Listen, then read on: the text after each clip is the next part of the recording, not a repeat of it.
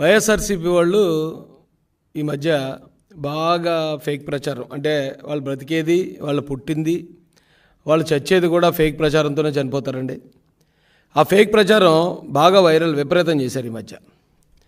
ఎందుకు ఈ ఫేక్ ప్రచారం మొదలుపెట్టారంటే 2024 ఎలక్షన్లో ది గ్రేట్ నారా చంద్రబాబు నాయుడు గారు ఈ రాష్ట్రంలో ఉన్న మంచివాళ్ల సహకారంతో వైసీపీ పార్టీని సమాధి చేయడం జరిగింది. అందరూ అనుకుంటున్నారు ఓడించారేమో అని. ఓడించటం కాదండి, వైసీపీని సమాధి చేశారు నారా చంద్రబాబు నాయుడు గారు. ఆ సమాధిలో నుంచి ఇప్పుడు ప్రేతాత్మగా మారిన వైసీపీ యాజ్ యూజువల్ మళ్ళీ ఫేక్ ప్రచారాలు మొదలుపెట్టింది. గతంలో అరుంధతి అని ఒక సినిమా వచ్చిందండి. ఆ సినిమాలో ఇలాగే ఒక అఘోర ప్రజలందరినీ మానభంగాలు చేస్తూ, వాళ్ళని హింసిస్తూ, హత్యలు చేస్తూ, ఇప్పుడు వైసీపీ ఏ అయితే పనులు చేసిందో అయ్యే పనులు ఆ సినిమాలో విలన్ చేస్తూ ఉంటే ఆ సినిమాలో కూడా అలా బ్రతికుండగానే సమాధి చేసేస్తారు. సేమ్ చంద్రబాబు నాయుడు గారు కూడా అంతకన్నా ఘోరంగా ఒక 1000 మంది దుష్ట అఘోరాలు చేసే పనులు చేస్తున్న వైసీపీని ప్రజల సహకారంతో ఆయన కూడా సమాధి చేయడం జరిగిందండి. అయితే ఆ సినిమాలో ప్రేతాత్మగా మారిన ఆ అఘోర బయటికి రావడానికి ప్రయత్నిస్తూ ఉంటాడు. సేమ్ ఇప్పుడు వైసీపీ కూడా ఆ సమాధిలోంచి బయటికి రావడానికి మళ్ళీ ఈ దుష్ట ప్రచారాలను మొదలుపెట్టింది. ఎక్కడ చూసినా హత్యలు జరిగిపోతున్నాయట, అత్యాచారాలు జరిగిపోతున్నాయట, దారుణాలు జరిగిపోతున్నాయట. ఇప్పుడు అదే ప్రచారం చేస్తున్నారు. నారా చంద్రబాబు నాయుడు గారు ఈ వైసీపీ ప్రభుత్వాన్ని సమాధి చేసిన తర్వాత ఈ రాష్ట్రంలో ఉన్న ప్రజలు స్వేచ్ఛా వాయువులు పీల్చుకున్నారండి.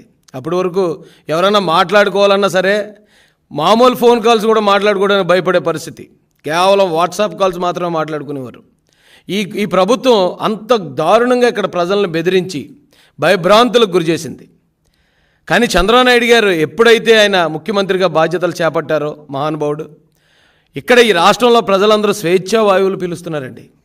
ఈ రాష్ట్రంలో ఉన్న యువతకి కొత్త భవిష్యత్తు మీద కొత్త ఆశలు చిగురించాయి. ఒక పక్కన పోలవరం నిర్మాణం ఊపందుకుంది, మరో పక్కన రాజధాని నిర్మాణం జరుగుతుంది, ఇంకొక పక్కన స్టీల్ ప్లాంట్ని మేము ప్రైవేటీకరణ చేయట్లేదు, దానికి మేము మైన్స్ కూడా కేటాయిస్తామని కేంద్ర మంత్రులే వారు వచ్చి స్టేట్మెంట్లు ఇస్తున్నారు. ఈ రాష్ట్రం ఇప్పుడు బాగుపడే పరిస్థితి, అభివృద్ధిలోకి వెళ్ళే పరిస్థితిలో ఉంటే మళ్ళీ ఎలాగైనా దీన్ని అభివృద్ధిని నాశనం చేయాలని ఆ సమాధిలో ఉన్న వైసీపీ భూతం మళ్ళీ తప్పుడు ప్రచారాలు. మీకు గుర్తుందో లేదో, కోడికత్తి అని ఒక డ్రామా ఎవరో కుర్రోడు జగన్మోహన్ రెడ్డిని గీసాడట. ఆ కుర్రోడు వెళ్ళి ఒక టీడీపీకి సంబంధించిన నాయకుడి రెస్టారెంట్లో పనిచేస్తున్నాడట. కాబట్టి ఇది చంద్రబాబు నాయుడు గారే చేయించారని చెప్పి తప్పుడు ప్రచారం చేసి బోల్తా కొట్టిన దొంగలు వెళ్ళు. అలాగే సొంత బాబాయిని గొడ్డలతో వాళ్లే నరికేసుకుని, లేదు చంద్రబాబు నాయుడు గారే కత్తించుకుని నరికేశారని ప్రచారం చేసిన దొంగ బడవలు వెళ్ళు. అందుకే కదండి ఈ రోజున రాష్ట్రంలో వెళ్ళని 11కి పరిమితం చేసి మూలన కూర్చోబెట్టినా ఇంకా వీళ్ళ బుద్ధి మారలేదు. ఇక్కడ హత్యలు జరిగిపోతున్నాయట. ఎలా అంటే యాక్సిడెంట్లో ఒక ఆయన చనిపోతాడు, దానికి కారణం టీడీపీ చేసిన హత్య అని ప్రచారం చేస్తున్నారు. ఎలాగరా టీడీపీ చేసిన హత్య అంటే ఆయన బండి వేసుకుని వెళ్తూ అక్కడ పడిపోయాడు, డివైడర్ని తల కొట్టుకుని చచ్చిపోయాడు. ఆ డివైడర్ కట్టిన తెలుగుదేశం ప్రభుత్వం కాబట్టి ఈ హత్య తెలుగుదేశం ప్రభుత్వమే చేసింది అంటున్నారు. మరొకరు ఆ ఉరేసుకుని ఆత్మహత్య చేసుకుంటే అది కూడా తెలుగుదేశం హత్య అన్నారు. ఎలాగరా బాబు అంటే ఆ ఉరేసుకోనాక కొన్న తాడు తెలుగుదేశం కార్యకర్త షాపులో కొన్నాడట. కాబట్టి ఈ ఉరేసుకోవడంలో ఈ చావుకు కూడా తెలుగుదేశం పార్టీ చంద్రబాబు నాయుడు గారే కారణం అంటున్నారు. ఆటో యాక్సిడెంట్లో చనిపోతే ఆటో కొన్నది తెలుగుదేశం కార్యకర్త షోరూంలో కాబట్టి దీనికి కూడా చంద్రబాబు నాయుడు గారి కారణం అన్నారు. ఇంత దరిద్రంగా, ఇంత ఘోరమైన ప్రచారం అది చూస్తుంటేనే సిగ్గు అనిపిస్తుందండి నాకైతే.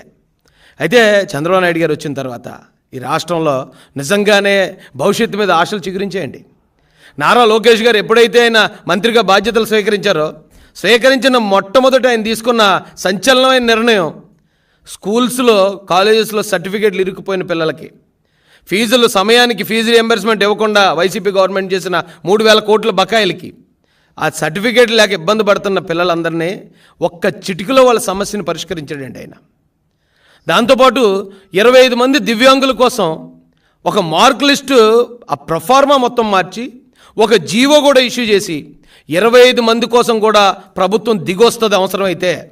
ఈ రాష్ట్రంలో ఉన్న ప్రతి ఒక్క ప్రాణం, ప్రతి ఒక్క జీవితం ఈ తెలుగుదేశం కూటమి ప్రభుత్వానికి ఇంపార్టెంటే అని నారా లోకేష్ గారు తెలియజేశారు. 25 కాదండి, కేవలం కువైట్లో ఒకే ఒక్కడు అక్కడ బాధలు పడుతుంటే ఆ బాధలు చూసి చలించిపోయిన లోకేష్ గారు ఒక్క కుటుంబం కోసం, ఒక్క వ్యక్తి కోసం కూడా ముందుకొచ్చాడు. అంటే ఒక్క వ్యక్తి ప్రాణం, ఒక్క వ్యక్తి జీవితం కూడా ఈ ప్రభుత్వానికి ఎంత ముఖ్యమో తెలియజేస్తున్నారు.